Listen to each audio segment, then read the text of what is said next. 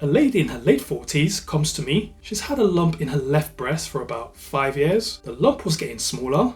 She's also had a mammogram which showed that the lump was not suspicious.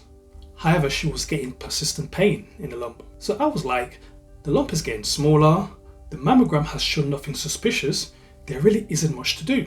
However, there was a few points in the history that was of concern. The fact that she's had a lump for 5 years, and also the fact that the lump was becoming painful. So my instinct was to send her to the breast clinic, and 3 weeks later she comes back to me and also to thank me for sending her to the breast clinic because apparently she had the aggressive form of breast cancer, which obviously needed treatment, and she ended up having a mastectomy, which is removal of the breast, and chemotherapy. So looking at this case, usually with lumps, you'll be more worried if they're getting bigger because breast cancer cells usually spread. However, in her case, the lump was getting smaller. Also, she's had a mammogram, which you would have thought is reassuring because it showed that the lump was not a suspicious lump.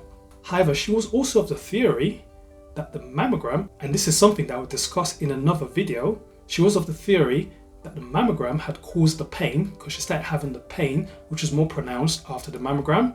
And she also was of the theory that the mammogram had done something to the lump to become cancerous. As for anyone who've been through a mammogram, as you would know, there's like 2 plates which clamp on the breast. They can be quite painful for some, and there's this theory going around that mammogram could somehow disperse or cause trauma to the breast, which can lead to cancerous cells. Now here's my second story.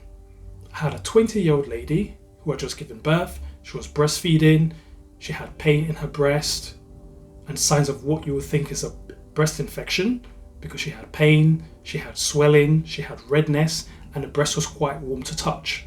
So she went to the emergency department and they diagnosed her as having a breast abscess. They gave her some IV antibiotics and some oral antibiotics to take home. However, the treatment was not working. So she eventually had a scan of her breast, which unfortunately showed that she had the aggressive form of breast cancer. So I've got 2 ages here. I've got a lady in her common late 40s going on to her 50s.